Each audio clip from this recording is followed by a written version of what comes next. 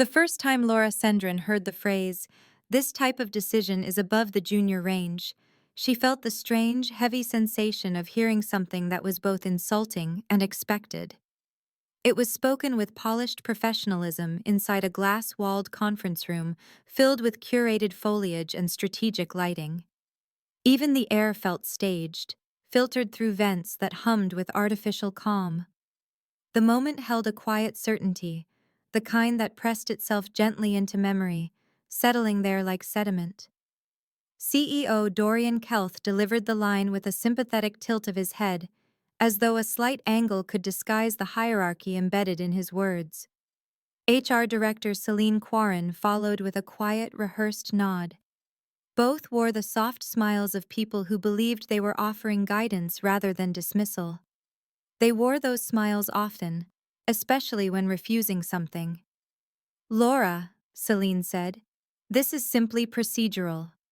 Leadership pathways must remain aligned with organizational structure. You have displayed strong dedication, but certain conversations cannot begin at the junior range." Junior range. The phrase tasted metallic in the back of Lora's mind. She had been with Averna Systems for nearly 4 years. She was 56 years old. She had 3 decades of expertise in network audit and client architecture. Her resume read like a study in precision and endurance. She had migrated entire data environments across industries, salvaged failing integration ecosystems, and rebuilt more crises than she could count. She had trained younger staff, often performing the work of senior architects without the title or the pay. When Averna hired her, they praised her breadth of experience. They praised her adaptability. They praised her clear communication and polished approach. They praised her intellect, her discipline, her calm. Praise came easily, because praise did not cost the company anything. In the whirlwind of onboarding paperwork, they had neglected to ask her to sign a non-disclosure agreement. The HR assistant had apologized for the delay, promised to send the document later, and never did. Lora remembered that missing paper. At first, she assumed it would arrive eventually. She even drafted polite emails asking if she needed to complete any outstanding forms. No one responded. But as weeks became months, and months became years, she realized it was not an oversight. It was an opportunity. Now, facing 2 executives who dismissed her as junior despite her decades of experience, the opportunity shifted from quiet observation to active trajectory. Lora did not argue. She did not scowl. She simply closed her leather folio and nodded. "Of course," she said with a calmness that masked something far more deliberate. "I appreciate the clarification." She stood. She left the room. The moment the door clicked shut, she exhaled slowly, as though releasing the last remnants of belief she once held about this organization. The hallway lights hummed faintly, and she felt oddly weightless, as if a decision had been made for her, but also by her. The truth was clear. They would never allow her into senior decision-making. Not because she lacked ability, not because she lacked knowledge, but because Averna valued youth optics over competence, and Lora did not fit the image they wished to present. They wanted bright, eager faces to parade before clients. They wanted team videos filled with energetic smiles. They wanted a brand, not a backbone. This type of decision is above the junior range. It rang in her mind not as an insult, but as permission. Permission to move forward. Permission to let go. Permission to pursue the strategy she had already begun crafting quietly in the background. She walked back to her workstation with the stillness of someone who had finally received the last piece of evidence she needed.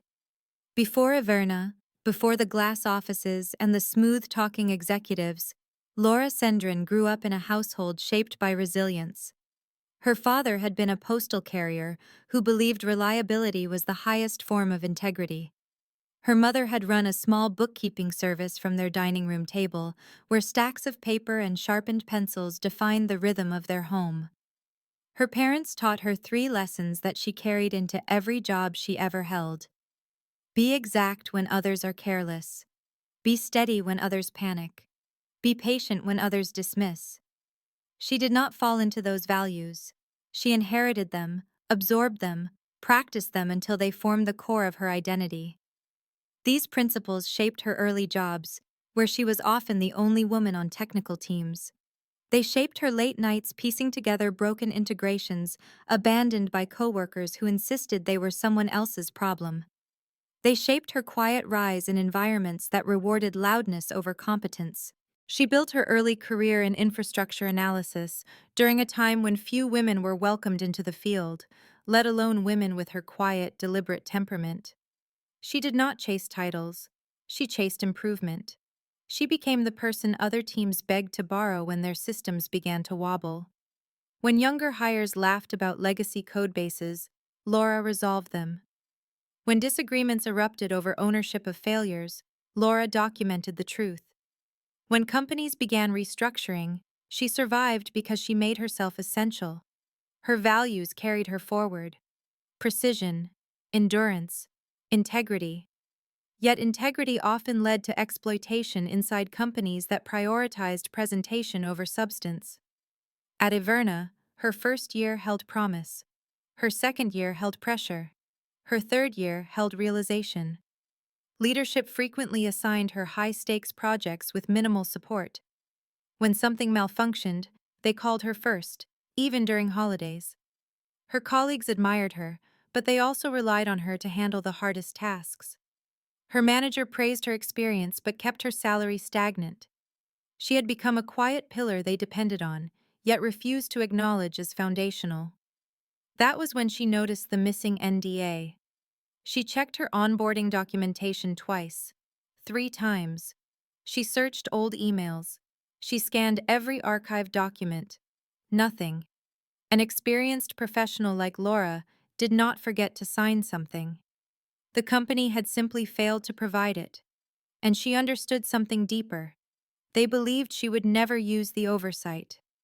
Her mother's words echoed back to her from childhood bookkeeping nights. If they fail to protect their interests, that failure belongs to them. By the time she reached her 4th year at Iverna, Lora began documenting not only the systems she repaired, but the client relationships she managed. She maintained meticulous notes on every optimization she delivered, every crisis she prevented, every dependency that connected clients to her work rather than the company as a whole. She did not plan revenge. She planned options. Options built from structure, precision, and patience. 3 values that defined her life. 3 values Iverna did not recognize until far too late.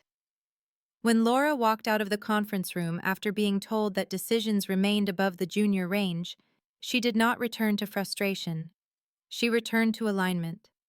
Everything she had suspected about Iverna solidified, and clarity sharpened within her mind like a polished blade. She had been preparing for this moment. The first shift occurred quietly. Clients began contacting her directly about performance issues. They bypassed corporate channels because Lora resolved problems faster, explained more clearly, and treated them with respect. They learned her rhythm. They trusted her judgment. They valued her communication style. Lora never misrepresented her role. She always operated within ethical boundaries. But she also never discouraged clients from associating their stability with her work. Trust was not something she stole. It was something she earned. Her manager often celebrated improved client satisfaction metrics without realizing the metrics were tied to Lora's direct involvement. Meanwhile, leadership failed to track which relationships depended on her. They believed clients remained loyal to the Iverna brand. They were mistaken. During her 3rd year, Lora began tracking every instance in which she prevented a client from terminating their contract. She documented every integration overhaul she completed, every architectural improvement she delivered, every hour she worked without acknowledgement. Through this documentation, a map formed, a map of attachment, a map of influence, a map of leverage. It revealed that 7 major clients maintained contracts solely because of Lora's interventions. Each relied on her specialized guidance. Each had hinted that they would follow her anywhere. Still, Lora did nothing impulsive. She had watched too many colleagues in their 50s chase stability after being blindsided by layoffs. She had vowed never to be caught unaware. She built her safety net with meticulous patience. She researched independent consulting structures. She consulted quietly with lawyers who confirmed that without an NDA, she held no contractual restriction on client engagement after resignation. She studied transitioning strategies that prevented damage to her reputation. Then she waited. The final trigger arrived when leadership denied her a chance to transition into a strategic role and dismissed her with the line she would never forget.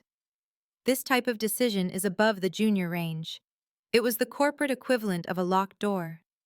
But Lora had already found another entrance.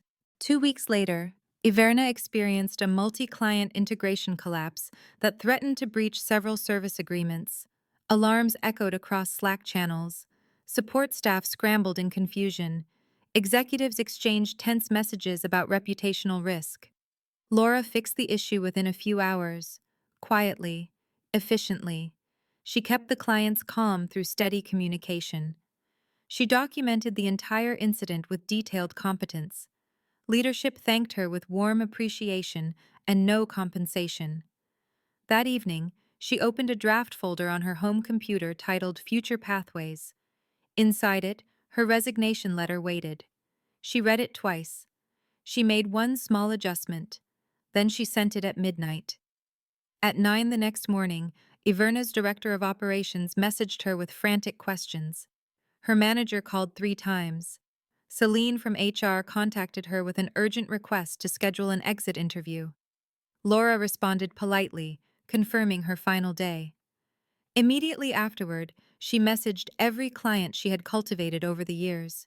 She thanked them for trusting her work. She announced her transition into independent consulting. She expressed gratitude and invited them to stay in touch. She made no promises. She extended no solicitations. She simply offered knowledge of her career shift. By the end of the day, 8 clients replied. 6 asked if she accepted independent contracts. 4 asked for immediate onboarding. 3 asked how quickly she could begin. Her first year as an independent consultant was projected to double her previous salary, but within a month, that doubled again. Clients left Iverna faster than the executives could schedule emergency meetings. They cited structural inconsistencies, lack of leadership transparency, and declining system reliability without Lora.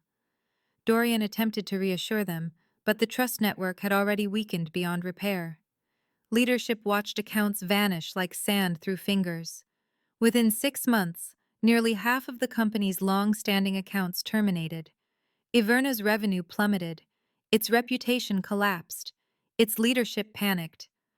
Meanwhile, Lora woke each morning in a quiet townhouse near a lake she had always wanted to live beside. The light filtered through gentle curtains, and for the first time in years, she felt fully rested. She set her own hours. She respected her own boundaries. She worked only with clients who valued clarity. She earned more in a week than she once earned in a month. Every contract she signed reminded her of the moment she began planning her future. A moment delivered by a single polished sentence. This type of decision is above the junior range. But she had always understood something Iverna never did. Range is not defined by title. Range is defined by capability, and her capability extended far beyond the boundaries they attempted to set for her. 3 months after her departure, Iverna invited her to a meeting under the guise of professional courtesy. Lora knew the true purpose, but attended for the sake of closure. She arrived at the same conference room where she had once heard the sentence that changed everything. Dorian and Celine sat waiting with careful expressions. They offered tea. They spoke politely. They attempted to mask the desperation behind their eyes. "Lora," Dorian began, "we wanted to discuss the possibility of a strategic partnership moving forward. We believe your involvement could be mutually beneficial." Lora opened her notebook, though she already knew her answer. "I am willing to hear your thoughts." Celine leaned forward. "We recognize that some of our past communication may have been misaligned. We see now that your contributions were more extensive than we fully appreciated at the time. Dorian added, we believe this could be an opportunity to rebuild trust. Lora considered them. Calm, steady, patient. Then she said, when I asked for recognition, you called me junior. When I asked for advancement, you told me the decision was above my range. You defined my value without understanding my work. I have built a practice that respects both. Celine paled. Dorian attempted a smile that faltered quickly. Lora continued, I am open to future collaboration only under conditions that reflect clarity and equality. I do not revisit structures that once dismissed my capability. My practice thrives because I value stability, precision, and respect. They hesitated, then nodded. Lora rose gently. She shook their hands. She thanked them for the meeting, and she left the room for the final time. As she stepped outside, sunlight spilled across the pavement. The wind brushed her shoulders like an affirmation. She had spent her life solving problems others ignored. She had built a reputation from quiet excellence. She had created a future defined not by corporate hierarchy, but by self-direction and earned trust. Her wealth grew not from luck, but from structure. Her success grew not from retaliation, but from integrity. Her victory grew not from anger, but from clarity. Iverna had once told her that certain decisions were above her range. Now she lived in a range they could never reach. Lora Cendrin walked forward, millionaire, mentor, and architect of her own life, guided by the values her parents had taught her and strengthened by the discipline of her years. She had not climbed the ladder. She had built her own, and every rung shone with quiet resolve.